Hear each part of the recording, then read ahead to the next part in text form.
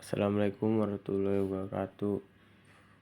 Perkenalkan, nama saya Arsal Yuda Pratama dari kelas 10-7. Di sini saya akan menjelaskan tentang materi aksara Sunda. Yang pertama, pengertian aksara Sunda.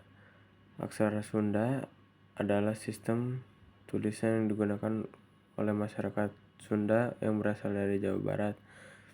Aksara Sunda ini untuk menulis bahasa Sunda, terutama bentuk sastra tradisional seperti naskah-naskah kuno, prasasti. Aksara Sunda merupakan bagian dari kelompok aksara Brahmi yang memiliki akar dalam aksara-aksara India. Jadi masih ada kaitannya dengan aksara-aksara India. Dan aksara Sunda ini dulu ditulis untuk naskah-naskah kuno dan prasasti ya.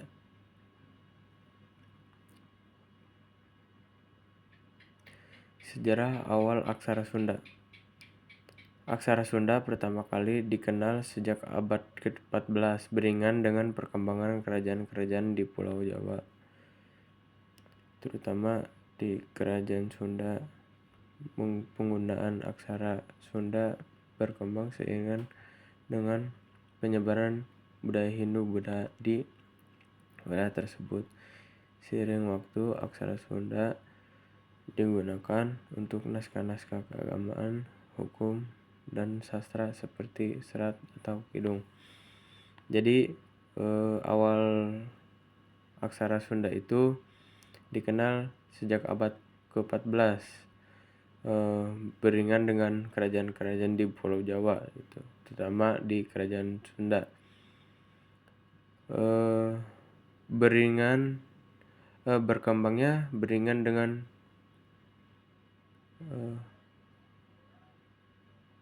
seiring dengan penyebaran budaya Hindu dan Buddha di wilayah tersebut gitu ya. Dan aksara Sunda ini untuk menulis naskah-naskah keagamaan, hukum, dan sastra seperti serat atau kidung ya gitu ya. Selanjutnya, ciri-ciri aksara Sunda. Bentuk huruf yang unik, melengkung dan khas. Jadi ciri-cirinya itu setiap aksara itu punya ciri-ciri yang khas gitu ya, berbeda-beda juga gitu. Suku kata, setiap simbol mewakili satu kata. Vokal ditulis di atas atau bawah konsonan gitu.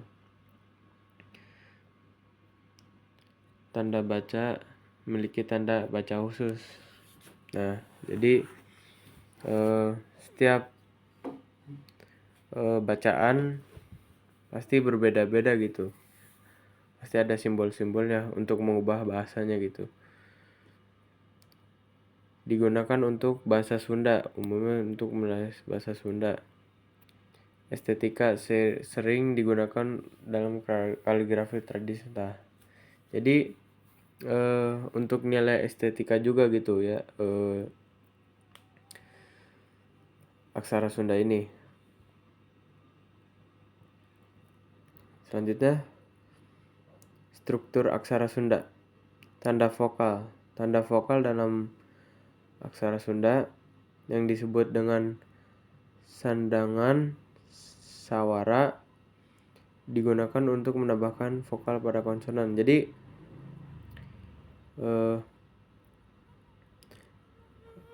ini ya tanda vokal gitu. Contohnya ka, ca, ta, pa, ya, wa, ga, ja, da, ba, dan lain-lain.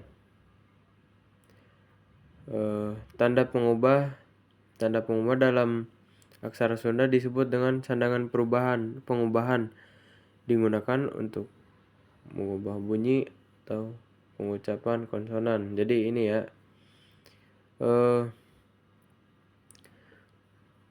bisa diubah gitu dengan cara ini. Yang tadinya Ga jadi gi, h jadi he, yang tadinya da jadi di, de, karena ada pengubah gitu, kata pengubah bisa diubah dengan ini gitu. Selanjutnya vokal dan konsonan aksara Sunda. Vokal di sini ada 6 ya. A mewakili bunyi vokal A seperti pada kata ayah. I mewakili bunyi vokal I seperti pada kata ibu. U mewakili bunyi vokal U seperti pada kata buah. E mewakili bunyi vokal E seperti kata emas. E mewakili bunyi vokal E seperti kata tek. O mewakili bunyi vokal O seperti pada kata otak. Au mewakili bunyi dipotong. Au seperti pada kata sau. 2.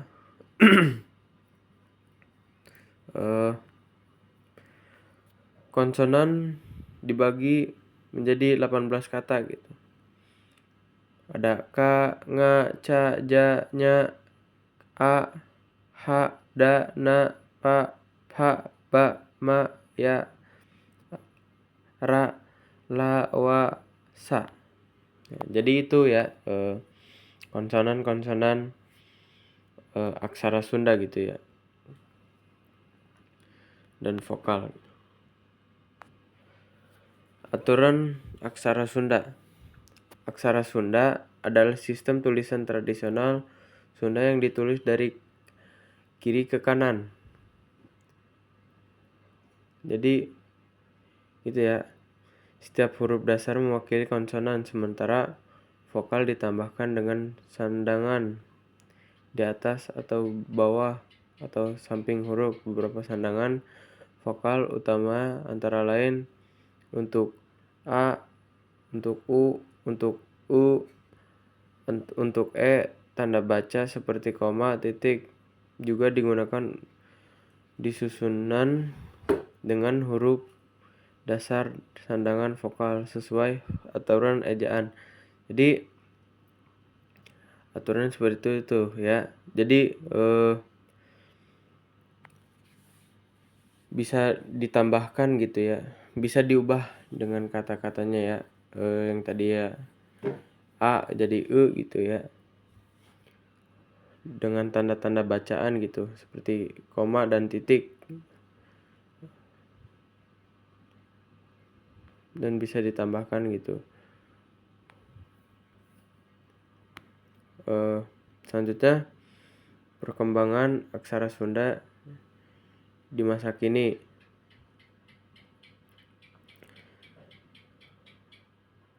Pengajaran di sekolah. Beberapa sekolah di Jawa Barat mulai mengajarkan aksara Sunda sebagai bagian dari kurikulum untuk melestarikan budaya Sunda. Jadi di sekolah juga terutama di Jawa Barat gitu mengenalkan gitu aksara-aksara Sunda, sejarah gitu ya. Ya gitulah pokoknya, mengenalkan aksara-aksara Sunda gitu untuk melestarikan budaya gitu. Penggunaan digital aksara Sunda kini dapat digunakan di platform digital melalui perangkat lunak dan aplikasi yang mendukung penulisan dalam aksara Sunda, termasuk di media sosial, situs web, dan perangkat mobile. Jadi sekarang di HP gitu, handphone bisa diakses gitu ya, tulisan-tulisan aksara Sunda gitu. seperti di media sosial atau situs web perangkat mobile. Penerbitan buku dan media, buku-buku dan artikel yang menggunakan aksara Sunda semakin banyak diterbitkan, baik dalam bentuk cetak maupun digital. 4.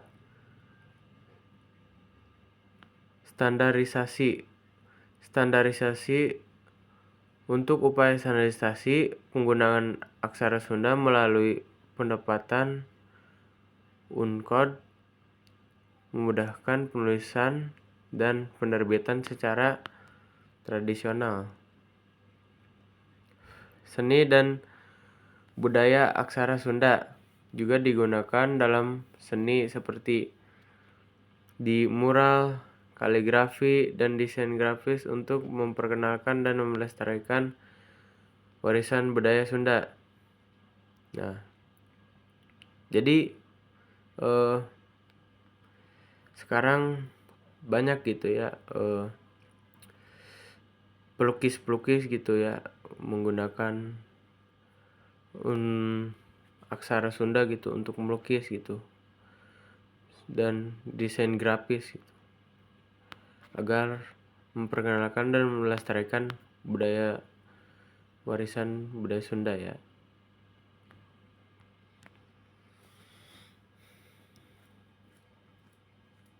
Manfaat aksara Sunda pelestarian budaya: membantu melestarikan warisan budaya dan tradisi Sunda. Nah, jadi manfaatnya itu untuk membantu melestarikan warisan budaya tradisi Sunda supaya tidak punah gitu ya. Karena sekarang kan zaman-zamannya digital gitu. Dan budaya-budaya yang dulu gitu sudah mulai hilang gitu, mulai punah. Identitas lokal memperkuat kebanggaan terhadap budaya Sunda dan identitas daerah. Jadi aksara Sunda itu sebagai identitas masyarakat gitu, masyarakat lokal gitu, di budaya Sunda dan identitas daerah lainnya gitu di Jawa Barat gitu. Peningkatan pengetahuan sejarah, menambah wawasan tentang sejarah dan sastra Sunda. Jadi kita juga menambah wawasan tentang sejarah dan sastra Sunda gitu ya, untuk menambah pengetahuan sejarah gitu ya di masa lalu gitu. Kemampuan kognitif, mengasah keterampilan membaca, menulis, dan memahami bahasa. Menjaga keberagaman, mendukung kelestarian aksara tradisional Indonesia yang semakin terancam punah. Nah, itu tuh kan supaya tidak terancam punah gitu. Kita harus menjaga keberagaman gitu, mendukung kelestarian aksara tradisional gitu di Indonesia.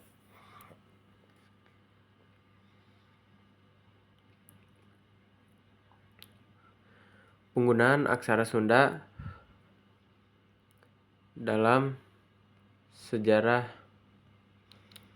Pada zaman kuno, aksara Sunda digunakan dalam prasasti-prasasti yang ditemukan berbagai tempat di Jawa Barat. Salah satunya contoh prasasti terkenal, prasasti Cirebon, yang digunakan aksara Sunda untuk menulis sejarah kerajaan Sunda.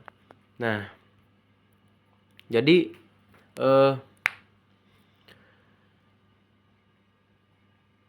penggunaan aksara Sunda dalam sejarah itu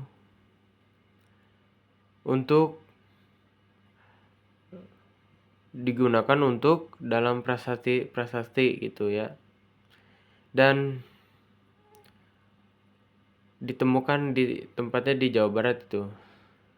Prasasti yang terkenal adalah prasasti Cirebon gitu ya. Berarti menggambarkan gitu ya bahwa banyak gitu prasasti kuno di Jawa Barat gitu ya, di kerajaan Sunda gitu ya. Dan segitu aja ya, eh, eh, membahas materi aksara Sunda. Assalamualaikum warahmatullahi wabarakatuh.